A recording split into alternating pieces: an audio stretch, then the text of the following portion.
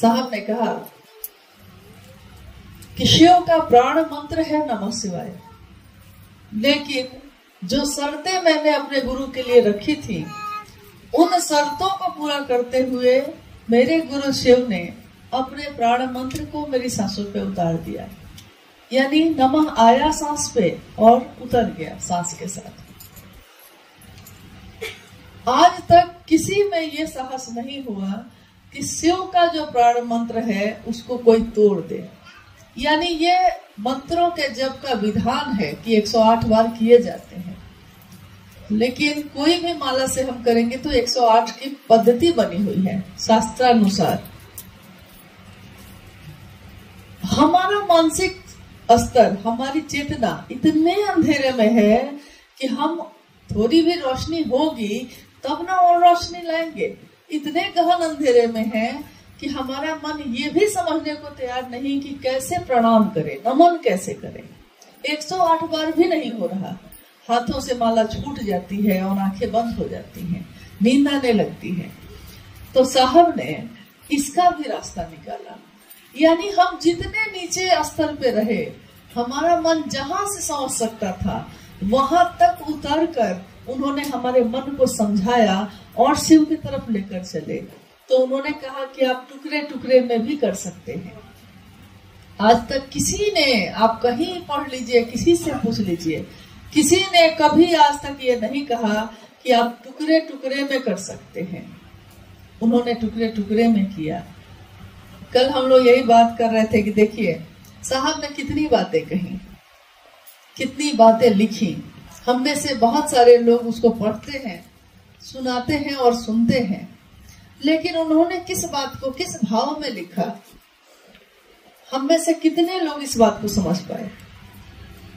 शब्द तो वही होते हैं, लेकिन जो जिस शब्द का जैसा अर्थ निकालता है उसके लिए उस शब्द का वही मतलब हो जाता है। शब्द एक ही होता है, लेकिन उसके अर्थ सबके लिए अलग अलग होते हैं। तो जब साहब ने कहा कि टुकड़े टुकड़े में करिए, तो कुछ लोगों ने माला ही तोड़ दी। उन्होंने कहा कि साहब कहे हैं कि 108 की माला अब टुकड़े टुकड़े में करो, तो माला ही तोड़ देते हैं। कुछ लोगों ने माला भी तोड़ दी, लेकिन ठीक है, पता चला साहब को तो हंसे उनको। देखिए हंसने की तो बात है, हम लोग उनके लिए बच्चे ही तो है। बच्चा नहीं समझ पाता तो 2 को 4 की जगह पे 5 बोलता है, वो तो ऐसा ही बोलेगा क्योंकि हमको आता ही क्या है। तो उन्होंने कहा कि अरे भाई, मैंने टुकड़े टुकड़े में माला करने नहीं कहा था, नमः शिवाय मंत्र को कहा था कि जितनी देर टिकता है मन उतनी देर ही टिका के महादेव को प्रणाम करने की कोशिश करिए। महादेव की ऊर्जा, महादेव की ताकत, महादेव की शक्ति, इसका आकलन इस धरती के लोग, हम लोग करना चाहें तो कैसे करें? क्योंकि हमारी सोचने की एक सीमा है, हमारे देखने की एक सीमा है, हमारे सुनने की भी एक सीमा है। कुछ दूर के बाद हमारी आंखें नहीं दिखती, कुछ दूर के बाद हमारी आवाज नहीं पहुंचती, कुछ दूर के बाद हम किसी की आवाज नहीं सुन पाते। तो उस स्थिति में सूक्ष्माति सूक्ष्म परम सत्ता शिव, उसको हम कैसे समझते? तो जब शिव को, जो बहुत ही सूक्ष्म है, सूक्ष्माति सूक्ष्म है, जब हम उनको न देख पा रहे हैं न सुन पा रहे हैं, तो उसी ऊर्जा का संचरण एक मानव तन में हुआ, ताकि हमारे आपके जैसे लोग सुन सके और समझ सके। और वो मानव तन क्यों नहीं किसी और का हुआ? क्यों ऐसा हुआ कि अविश्वास में थे साहब, लेकिन शिव ने तो चुना उन्हीं को। उस ऊर्जा का संचरण हुआ तो उन्हीं के माध्यम से। तो ये हुआ और हम लोगों ने इस बात का एहसास करना शुरू किया। अब आने वाले समय में अभी भी जो हम लोग चल रहे हैं, हम बोलते हैं, जब साहब और दीदी के साथ उस समय बिहार के कुछ जगहों पे कार्यक्रम हुए, महोत्सव हुए, जिसमें जाने का सौभाग्य प्राप्त हुआ, तो मंच पे गुरु भाई लोग बैठकर एक भजन गा रहे थे। पहली बार मैंने इस शब्द को सुना था वहां कि स्वागत है युग पुरुष तुम्हारा, तुमने जमी पे गुरु शिव को उतारा। और भाव से भरे साहब और दीदी बैठे हैं और हम लोग का सौभाग्य उनके साथ बैठे, और गुरु भाई मंच से ये भजन गा रहे हैं। तो मेरे मन में जो समय आया कि ये युग पुरुष कह रहे हैं साहब को, और स्वागत कर रहे हैं उनका कि तुमने जमीन पे गुरु शिव को उतारा। यानी हम आज ये बात नहीं कर रहे हैं, ये तो मुझसे भी पहले से जो शिव से साहब के माध्यम से बने, ये तो उनकी भी भावना वही है, आज हमारी भावना भी वही है कि हम उनका स्वागत करने की कोशिश करते हैं कि उन्होंने शिव को जमीन पे उतार दिया। बहुत पहले कहानियों में कभी हमने सुना कि माँ गंगा का जब अवतरण हुआ, माँ गंगा जब धरती पे आई तो राजा भगीरथ ने कितनी तपस्या की, बड़ी मुश्किल से। पूरी कहानी सबको ज्यादातर सुनते ही हैं अपने घरों में। बड़ी मुश्किल से, बहुत कठिन तपस्या के बाद गंगा उतरी। लेकिन गंगा उतरी तो उसके पीछे भी बात हुई कि गंगा का वेग इतना है कि ये धरती उसको बर्दाश्त नहीं कर सकेगी। इतनी तेजी से जो उतरेगा, इतने वेग और इतने प्रवाह के साथ जो उतरेगा, उसका भार, उसका तेज ये धरती बर्दाश्त नहीं कर पा रही थी, नहीं करती, पूरी धरती खत्म हो जाती।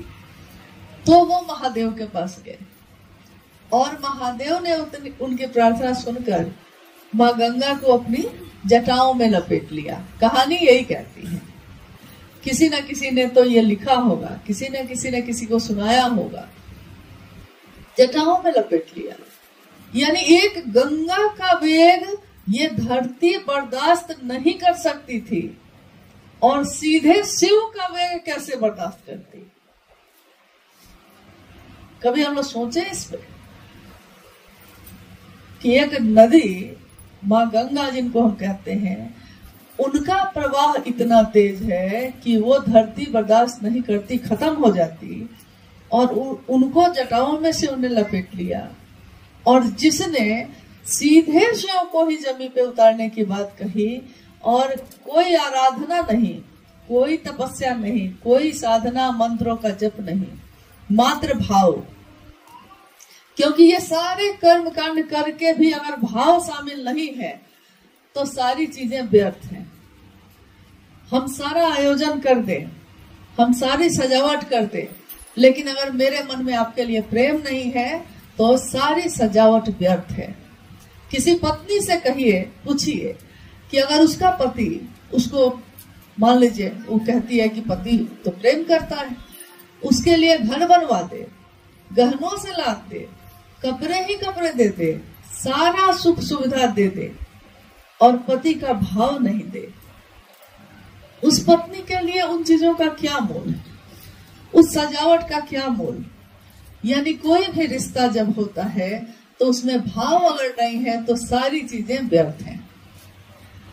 साहब ने यही तो किया, खड़े हो गए इस विचार पे कि शिव मेरे हैं, तो पूरी दुनिया इधर से उधर हो गई, घर बाहर के लोग इधर से उधर हो गए, लेकिन वो एक जगह खड़े हो गए तो हो गए। उन्होंने रास्ता नहीं बदला, उन्होंने शिव के लिए किसी से समझौता नहीं किया, बाकी चीजों में किया, लेकिन महादेव के लिए नहीं किया। और हम आप क्या समझते हैं कि यही ना साहब जो दुबले पतले से हैं, यही ना जो कुर्ता पजामा पहन के बैठे हैं, यही ना जो पान खा रहे हैं, कोई ला दिया पान तो साहब खा लिए, गुरु भाई गुरु बहन कोई ला दिए हैं तो साहब खा रहे थे, यही ना साहब। यही कभी उस नंबरदार ने भी सोचा था, वही ना महादेव जो मेरे मंदिर में रहता है, जो मेरे गांव में रहता है, और जैसे ही सोचा तो नदी में डूबने लगा। अघोरी ने कहा कि रे अपने शिव को छोड़, मेरे शिव को देख। यानी हम जिनको समझते रहे हमेशा कि ये ना साहब से मिलना तो आसान ही है, जब मन के आ गए, लेकिन धीरे धीरे ये कठिन हुआ। हमारे बीच कुछ गुरु भाई गुरु बहन ऐसे हैं, इधर भी दिख रहे हैं, पुराने गुरु भाई लोग हैं। शुरू में जब हम सब साहब से मिलने आते रहे तो मिलना कितना सरल था, जब आए घर में बैठे बात किए, नहीं, क्योंकि उस समय उसकी जरूरत थी। लेकिन धीरे धीरे कठिन कैसे होता चला गया, धीरे धीरे हुआ कि नहीं। पटना से साहब देवघर गए, देवघर में समय निर्धारित रहता था कि इस टाइम में साहब बाहर जो पंडाल बना हुआ था उसमें आएंगे, बैठेंगे, चर्चा होगी, बात होगी। और उसके बाद धीरे धीरे व्यवस्था ये होने लगी कि फिर वो बोलने भी लगे और समय भी देने लगे।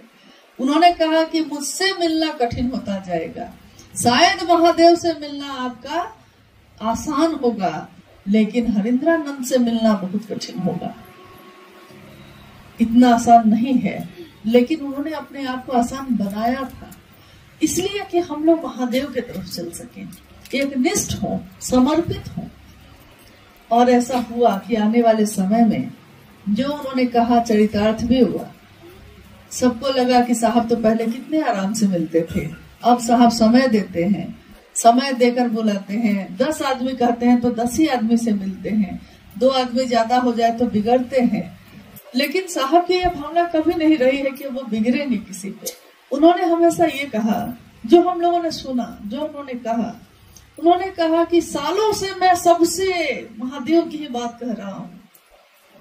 मैंने महादेव की बात छोड़कर दूसरी कोई बात किसी से नहीं की। मैंने कितने लोगों ने मेरा साथ छोड़ा, कितने लोग आए फिर चुप गए, कितने लोग साथ रहते हुए भी अपना मनमानी करते रहे, तब भी मैंने किसी को नहीं छोड़ा। आज भी मैं उन सभी को खोजता हूँ, मैंने किसी को नहीं छोड़ा। क्योंकि अगर मैं छोड़ दूंगा तो मेरे गुरु का संकल्प पूरा कैसे होगा। मैं क्या करूं, छोड़ दूं आपको, लेकिन मैं छोड़ूंगा नहीं। मैं तो आपको शिव से बना के ही रहूंगा। जिन्होंने ये कहा और अपने आप को इतना आसान बनाया, अपने आप को इतना नरम बनाया, इतना नीचे किया कि कोई गुरु भाई गुरु बहन उनसे मिल सका, घंटों उनकी बात सुन सका, इसके पीछे उनका उद्देश्य क्या था?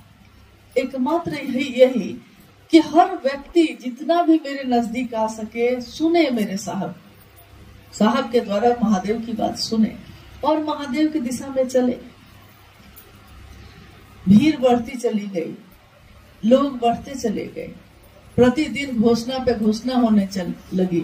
पहले 100 लोग बनते थे, कहीं किसी जिला में अगर 100 लोग की घोषणा होती थी तो साहब माँ को कहते थे कि बढ़िया खाना बनाओ, आज महादेव को मिठाई चढ़ाओ। उस जिला में 100 से ऊपर लोगों की घोषणा हो गई।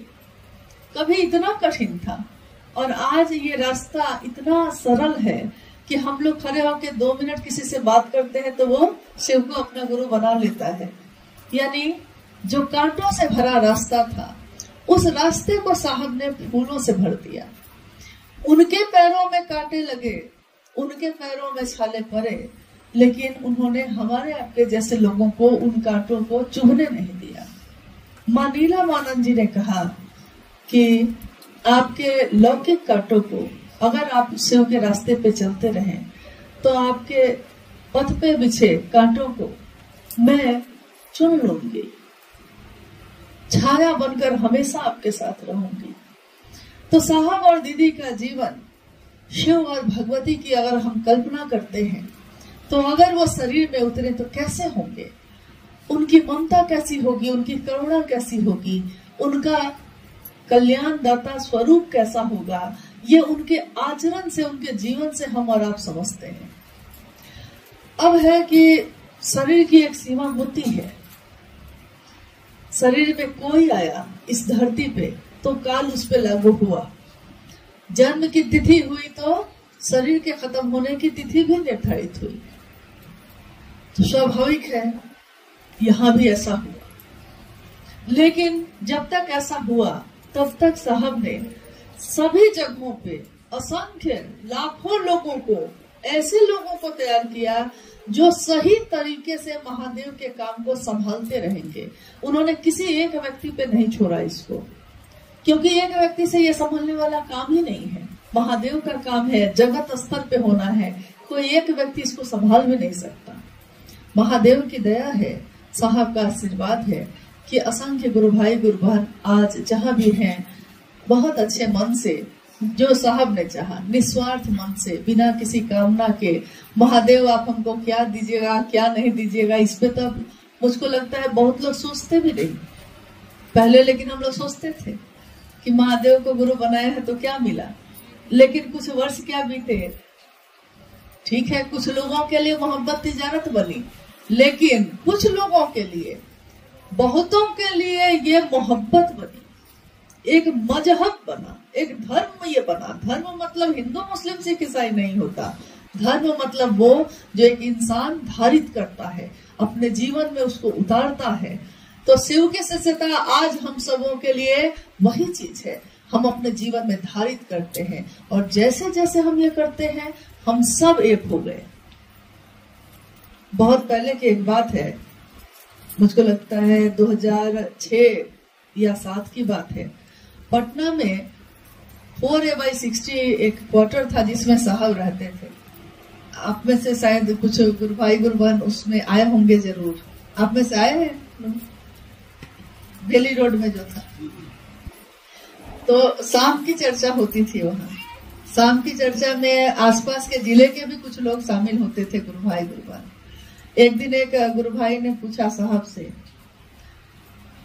संजोग से मैं भी बैठी थी वहां। उस गुरु भाई ने पूछा, पटना के गुरु भाई थे, उन्होंने साहब से पूछा कि साहब आखिर शरीर की तो एक सीमा होती है, और जब भी शरीर में कोई ऐसा व्यक्ति आया जिसने कोई मत दिया, कोई रास्ता दिखाया, कोई ईश्वर की तरफ जोड़ा, तो शुरू में सब एक होकर चले, लेकिन जब वो शरीर से नहीं रहे, शरीर से विलीन हो गए, सूक्ष्म हो गए, तो उनके बातों पे चलने वाले लोग 2 भाग या 3 भाग में हो गए। और ऐसे कितने उदाहरण हैं। बुद्ध आए तो बहुत सुंदर, लेकिन जब शरीर से नहीं रहे तो 2 भाग 3 भाग। महावीर आए, इसी तरह हुआ। ईसा मसीह आए, इसी तरह हुआ। मोहम्मद आए, इसी तरह हुआ। मतलब कि देखिए आज मतलब देवी देवताओं की भी बात हम करते हैं तो उसमें भी है, एक ही देवी की पूजा हो रही है, लेकिन कोई दूसरे तरीके से कर रहा है, कोई दूसरे तरीके से। दक्षिण भारत में चले जाइए तो अयप्पा की पूजा होती है, एक पंथ के लोग जो है वो दूसरे तरीके से करते हैं, एक पंथ के लोग है एक ही सत्ता। यानी एक सीमा के बाद ऐसा होता है, ऐसे संभावना होती है। तो उस दिन की जिज्ञासा ये थी कि क्या शिव शिष्यता में भी ऐसा होगा? कभी न कभी तो शरीर है, उसका एक जीवन होगा, लेकिन क्या शिव शिष्यता में भी ऐसा होगा कि आपके सामने तो सब एक है, लेकिन उसके बाद साहब ने शाम का समय था, छत पे चर्चा चल रही थी। साहब ने बड़े गंभीर भाव से कहा कि शिव की शिष्यता में इसका उल्टा होगा, शिव की शिष्यता में इसका विपरीत होगा। शिव की शिष्यता में जब लोग जुड़ना शुरू करेंगे उसी समय अलग अलग कुनबा बनाएंगे। मतलब मेरा क्षेत्र, मेरा जिला, मेरा गांव, मेरा शहर उसी समय बनाएंगे, लेकिन फिर धीरे धीरे ये सारी चीजें टूटती चली जाएंगी और सारे शिव के शिष्य एक हो जाएंगे। आपकी भी अनुभूति होगी और मेरी भी है कि अगर साहब ने कुछ कहा है तो एक दिन वो हुआ जरूर है।